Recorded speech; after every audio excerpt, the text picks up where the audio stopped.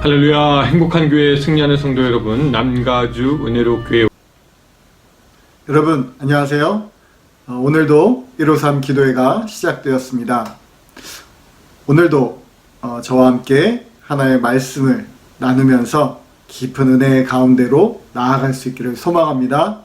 오늘 본문은 사도행전 17장 10절부터 15절까지의 말씀을 함께 나누도록 하겠습니다.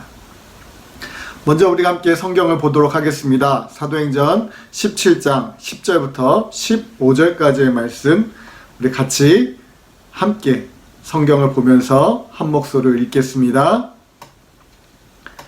밤에 형제들이 곧 바울과 실라를 베레아로 보내니 그들이 이르러 유대인의 회당에 들어가니라.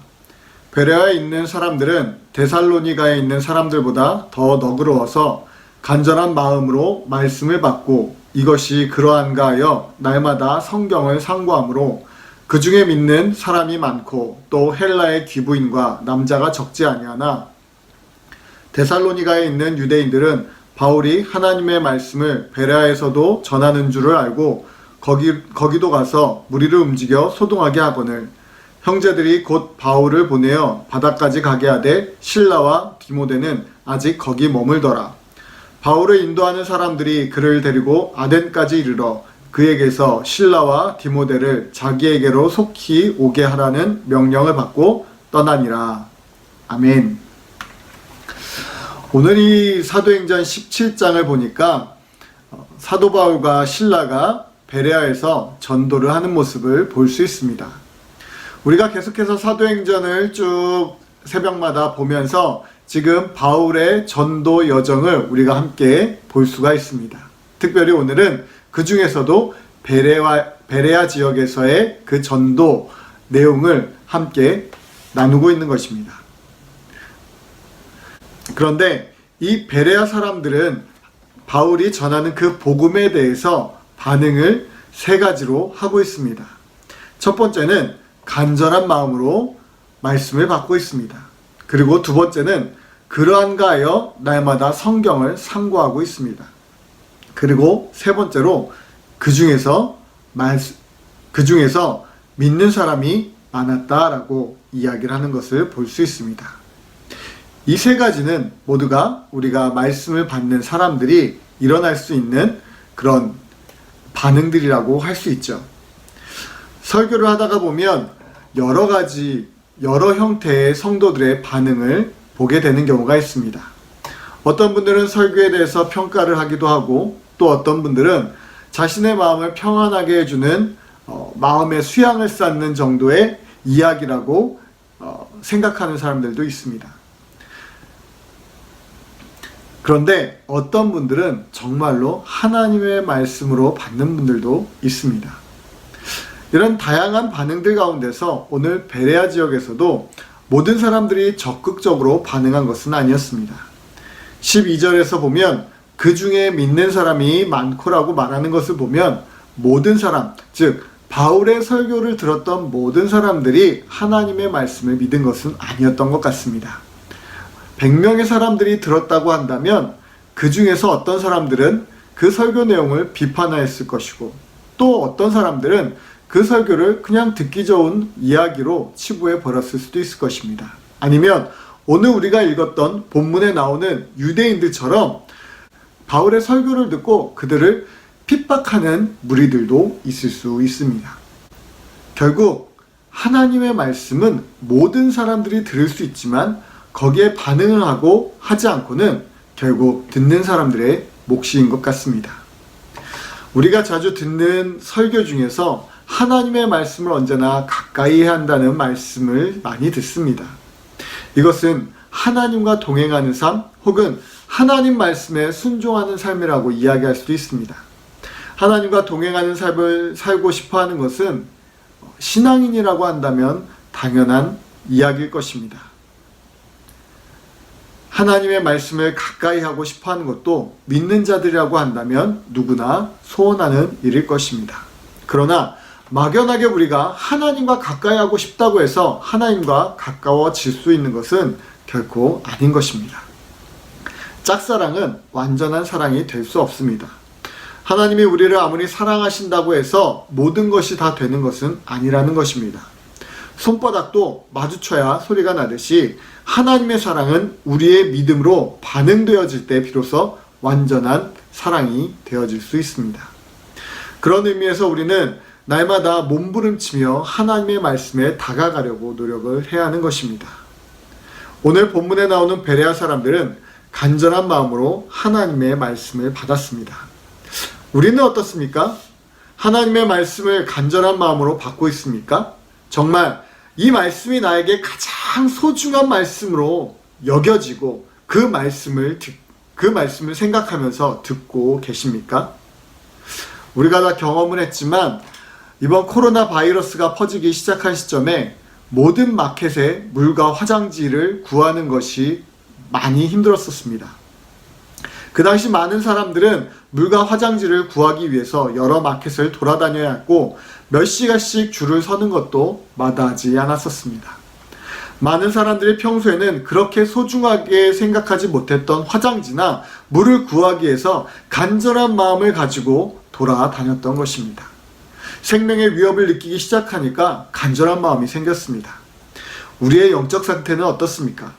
여전히 나태한 모습으로 느긋하게 하나님은 나를 너무나 사랑하고 계셔. 내가 그냥 아무렇게나 있어도 하나님이 나를 사랑하시니까 나를 구원해 주실 거야 라고 막연하게 생각을 하고 계십니까? 코로나 사태를 경험하면서 우리의 영적 상태도 한번 우리가 점검해 보았으면 좋겠습니다. 영적인 나태함을 버려야 한다는 것입니다. 이 코로나 사태를 통해서 우리 또한 우리의 영적 상태를 다시 한번 생각해 봤으면 좋겠습니다. 우리의 영적 상태도 변화되어져야 합니다. 영적인 나태함을 버려야 한다는 것입니다. 더 간절한 마음으로 하나님의 말씀을 붙들어야 합니다.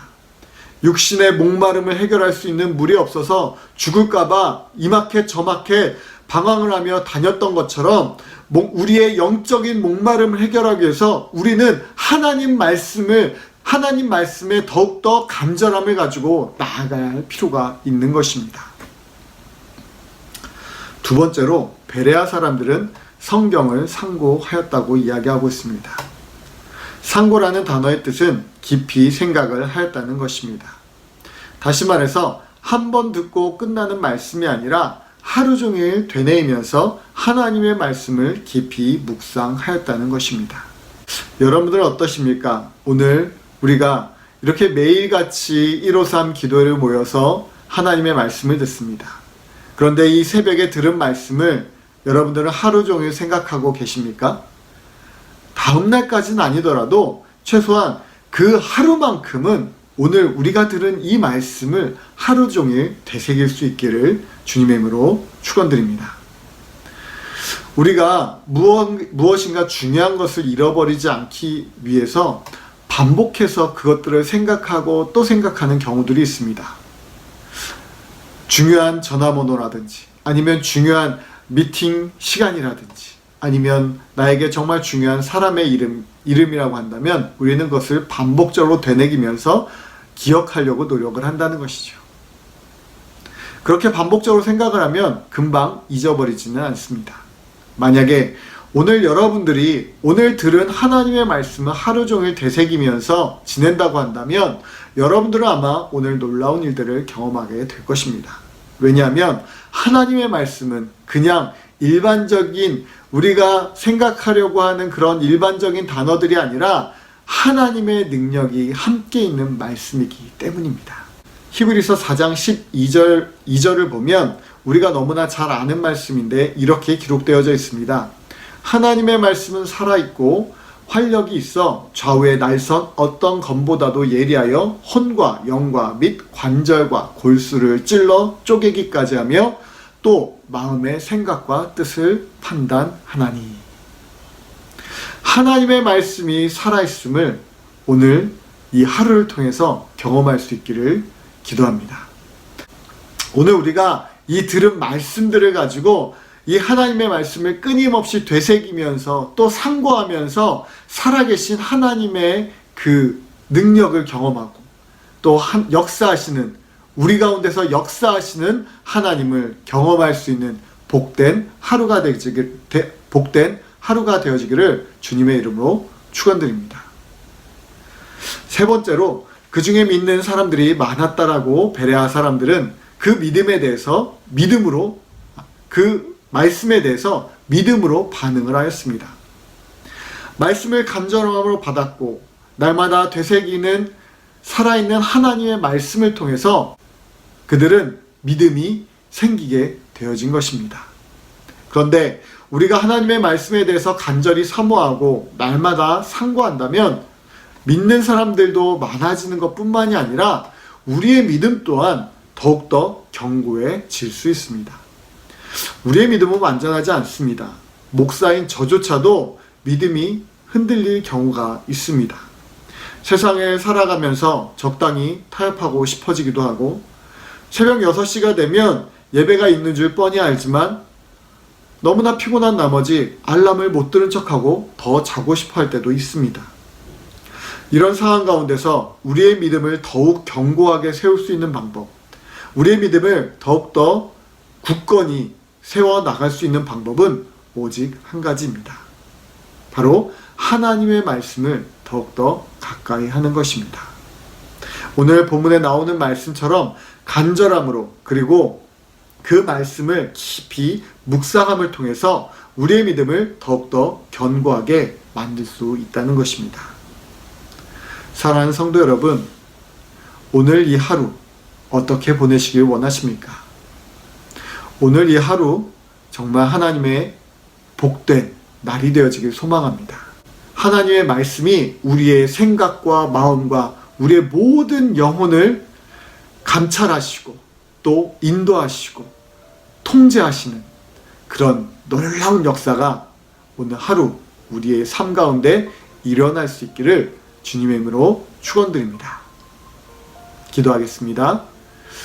사랑의 하나님 감사합니다. 오늘 우리가 사도행전 17장 말씀을 또 함께 나누었습니다.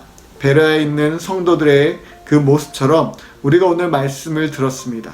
그 말씀을 듣고 그냥 한 귀로 듣고 한 귀로 흘려버리는 그냥 스쳐 지나가는 말씀이 아니라 간절함으로 받고 또 깊이 상고할 수 있는 말씀이 되어지게 하여 주시옵소서. 그래서 우리의 마음 가운데서 살아 역사하시는 말씀 되어지게 하여 주시고 우리의 믿음을 더욱더 견고하게 세워나갈 수 있는 말씀이 되어지게 하여 주시옵소서.